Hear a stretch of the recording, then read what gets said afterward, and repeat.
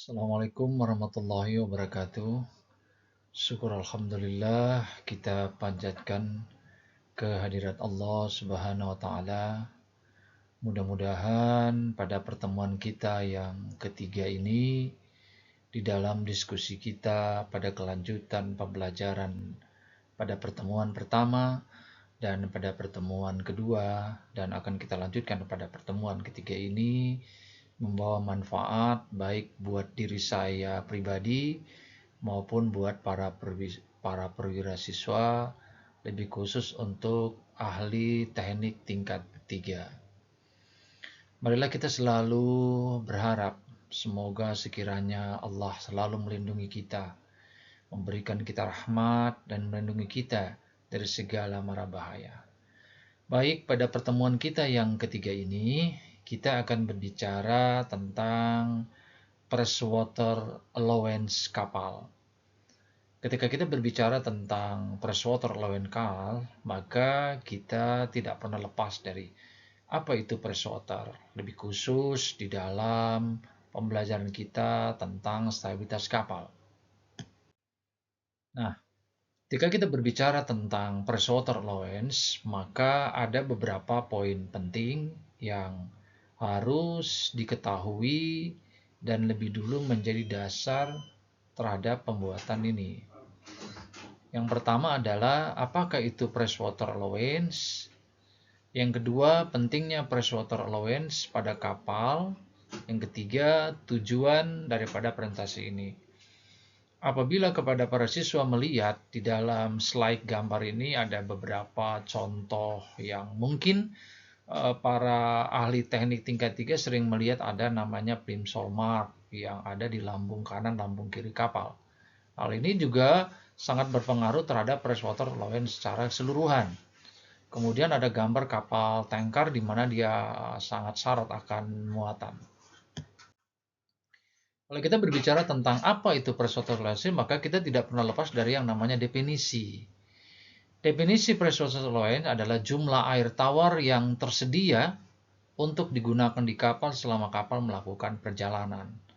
Hal ini juga penting. Freshwater allowance adalah atau dock water allowance. Freshwater allowance perubahan syarat kapal yang terjadi karena perbedaan berat jenis air laut. Misalnya, kapal berlayar dari air laut dengan berat jenis 1,025 ke air tawar dengan berat jenis 1000 atau sebaliknya.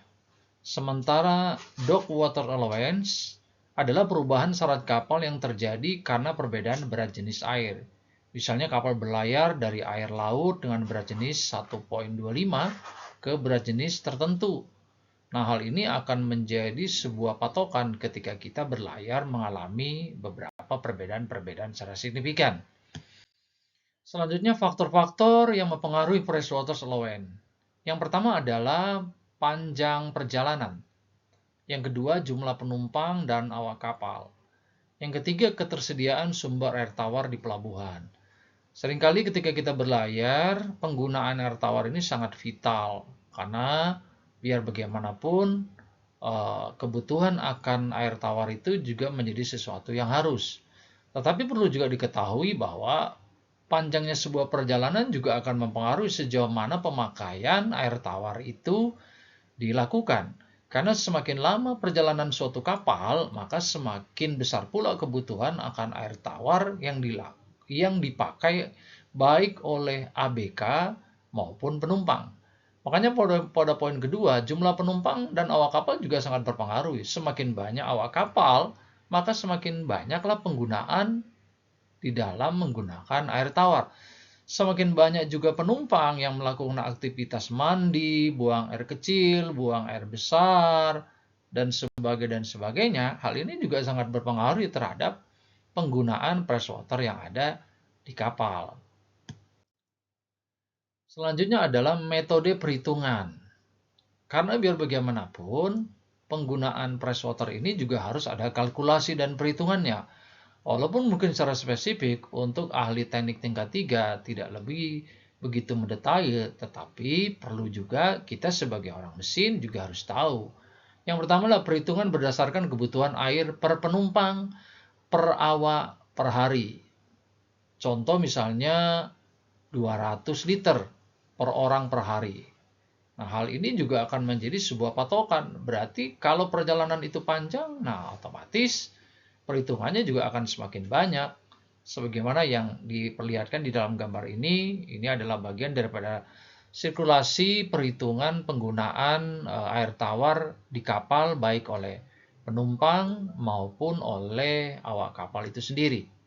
Sehingga ketika kapal tiba di sebuah pelabuhan, secara otomatis dia akan melakukan pengisian freshwater. Tetapi bagaimana ketika di pelabuhan itu misalnya tidak ada sarana prasarana freshwater allowance, makanya otomatis dia menggunakan jasa mobil tangki yang sering kita lihat bila pelabuhan itu misalnya tidak memiliki sarana pengisian air tawar. Freshwater allowance adalah perubahan syarat kapal yang terjadi karena perubahan berat jenis air. Nilai freshwater tiap-tiap kapal berbeda-beda. Freshwater sama dengan W per 4 TPC. W sama dengan displacement, TPC sama dengan berat muatan yang diperlukan untuk merubah syarat kapal sebesar 1 cm. Berat jenis air laut sama dengan 1,025 kg per cm kubik. Nilai TPC dapat dilihat dari DWT scale atau hydrotase scale. Ini adalah semacam gambaran umum tentang bagaimana kita menghitung agar di dalam pelaksanaan penggunaan air tawar itu lebih ekonomis dan lebih efisien. Nah, ini juga ketika kita kaitannya dengan Plimsoll-Mark, ketika kaitannya juga dengan freshwater, dock water, dan seawater, ini juga sangat berpengaruh terhadap berat atau kedalaman kapal ketika dia terendam di suatu perairan. Ketika kapal itu misalnya dia tadinya berlayar di air laut, tiba-tiba dia berlayar di air tawar. Hal ini juga berpengaruh karena berat jenis antara air laut dan air tawar itu berbeda. Contoh perhitungan freshwater allowance. Satu, misalnya jumlah penumpang 100 orang. Jumlah awak kapal 50 orang. Durasi perjalanan misalnya 7 hari. Total air tawar yang dibutuhkan per hari yaitu 100 tambah 50 kali 200 liter. Sama dengan 30.000 liter. Freshwater allowance selama perjalanan 30.000 liter per hari kali 7 hari sama dengan 210.000 liter. Nah, ini adalah kalkulasi apabila perjalanan itu hanya 7 hari. Dan apabila jumlah penumpang juga cuma 100 orang.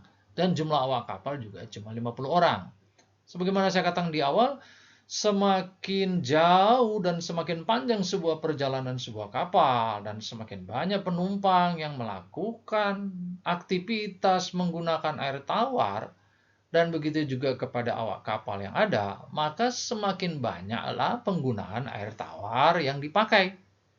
Maka ketiga hal ini juga penting, jumlah penumpang, jumlah awak kapal, durasi perjalanan, hal itu juga sangat berpengaruh.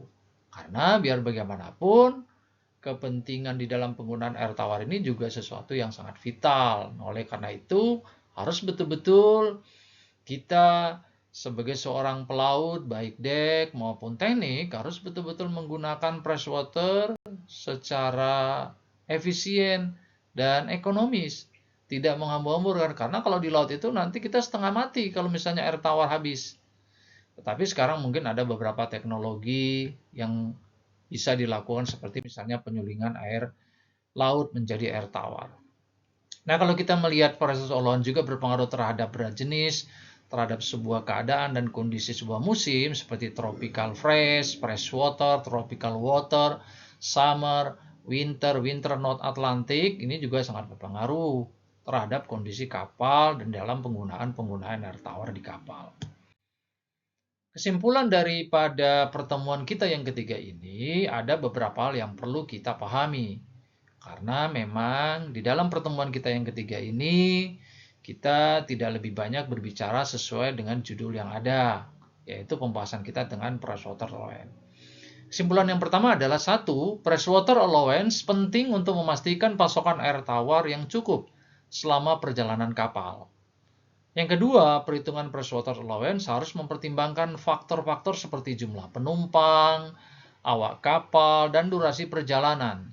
Tiga, kapal harus mempersiapkan pasokan air tawar yang memadai berdasarkan perhitungan freshwater allowance.